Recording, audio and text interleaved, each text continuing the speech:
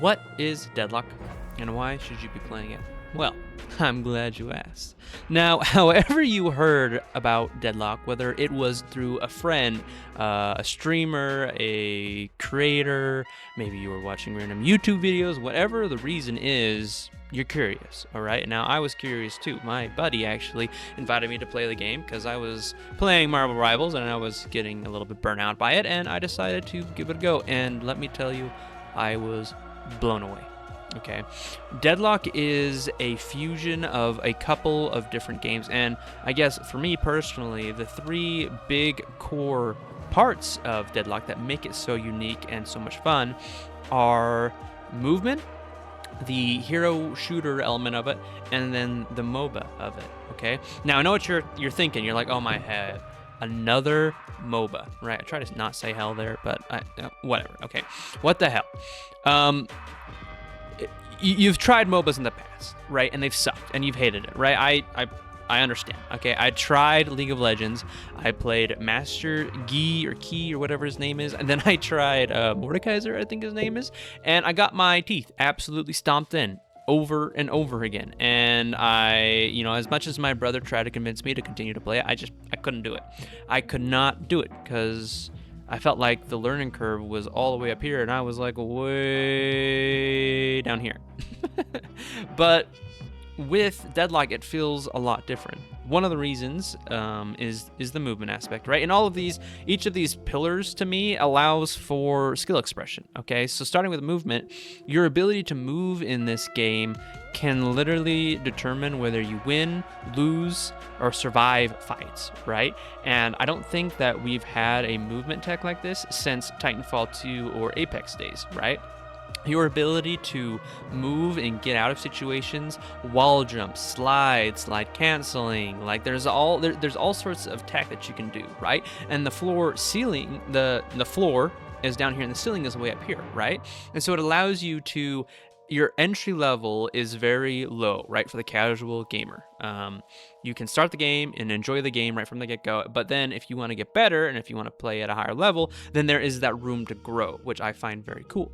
The second core pillar, the hero shooter aspect of it, is just like every other, Marvel Rivals, Overwatch, Dota 2, League of Legends, right? There's different heroes. Those different heroes have different abilities, different ultimate, different strengths, different weaknesses, different counters, different anti-counters, right? Like, it's just a big jumbled mess, and it's part of that mess that I enjoy, right? Because if you get sick of playing as this one character, then you can try this other character.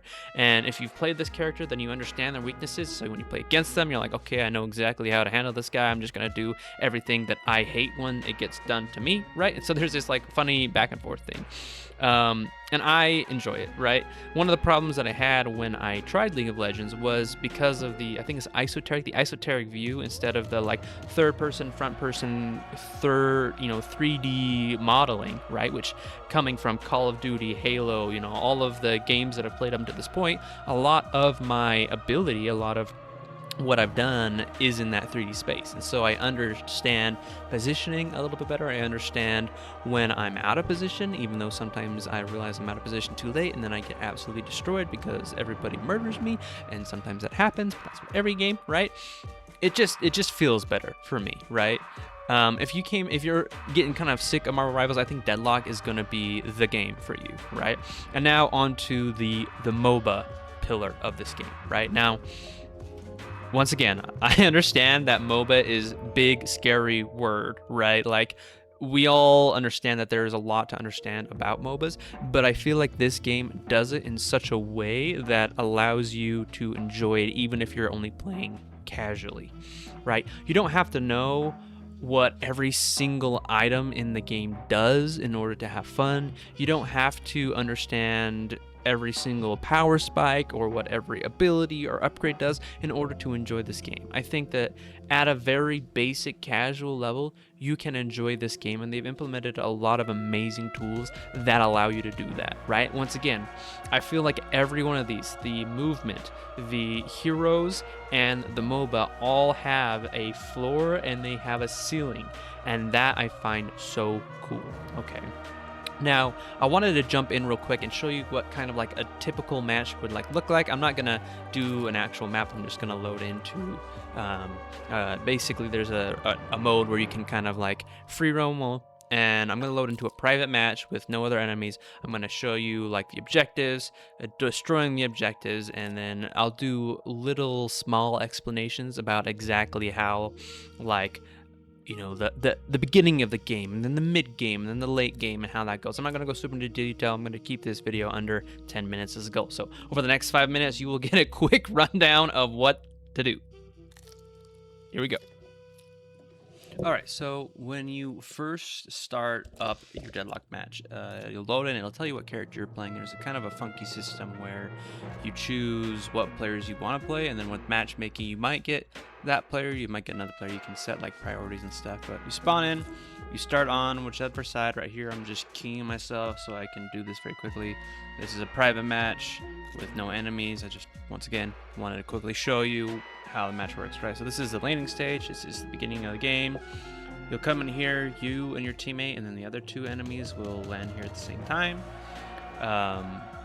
This is your guardian, and while that guardian is alive, you have access to this shop, and that allows you to purchase things here. Once that guardian dies, you either have to go to one of the mid bases, or you have to go to one of the you just have to go back to your own base, is kind of how that works. So right here, I'm getting really stacked because I want to do this very quickly. Once again, when you're playing this, these matches can take up to 30 minutes. So this phase right here, what I'm doing, this phase usually takes anywhere up to around 10 minutes. So you'll start here, you're fighting troopers. You have your troopers and the enemy team troopers. If you're on one side, then you'll have the blue troopers. If you're on the other side, you'll have these orangish troopers. Now there is a whole like deny system. You don't really have to worry about that if you're just barely getting in this game. Your goal is just to kill the troopers, push the wave. Your troopers will come up and help you kill this guardian, right? Once again, I am like max level, so this where I'm at right now would be like I've been playing the game for 40 minutes. So you're not gonna be able to do what I do here and just tank it all. You're gonna have to. It's very much like poke. Maybe you'll go up, you'll do half of the damage, and then you'll drop back, and then you'll go back up, you'll do the rest of the damage, you'll drop back, right? Up here is the walker. Now the walker is even stronger than the guardian, right? And when your enemies are around the walker, they actually become tankier. They get 15% reduction to any damage that you do to them. So you have to be very careful when you're fighting the walker. Once again, right now I am max level, so I'm just able to steam through this really quick. But this is about what is going to take place between 10 and 20 minutes. Between the 10 and, well, actually probably the 10-25 minute mark, you'll destroy the walker. And once again, it just depends on the flow of the game. And then from 25 to 35, you will destroy these statues. Once you destroy these statues, then your troopers will be able to get into the enemy base. And this is the enemy base. This is where they would respawn and everything. This is where the last kind of fights take place. In order to fight the main boss, you have to destroy these shrines. So there's 2 shrines, one on each side of your base. It does this little explosion damage thing that will curse you. You'll actually get to see what that curse looks like when I go over to the next shrine, because I get hit by it for educational purposes. Totally didn't do it on accident, but hey, whatever. So once again, you kill both of these, and that explosion goes off. If you get hit, you'll get stunned, you'll get cursed, you can't use your abilities, so you definitely want to get off that platform. And important thing, you can only damage the shrines when you are on the platform, okay? Once you destroy the shrines, you can do the final boss fight. This is essentially how you win. So it's got those 2 health bars. Once you get through the first health bar, it'll be immune for a little bit of time. And once again, you're going to be heavily contested in here. I'm just sprinting through this so you understand the pacing of the game. This is like the last, 30 to probably anywhere like 30 onwards, right? You're going to be looking to this is how you essentially end the game, right? And I'm going to be making a beginner video that will go a lot more into detail into all of this.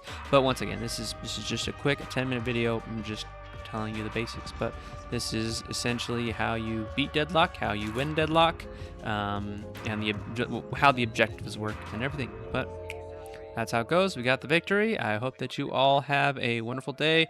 If you want to watch my next video, it's going to be linked down here. If it's not there, then that means I haven't made it yet. So I hope you gents all have a good day. Like the video, subscribe, and comment. Bye-bye.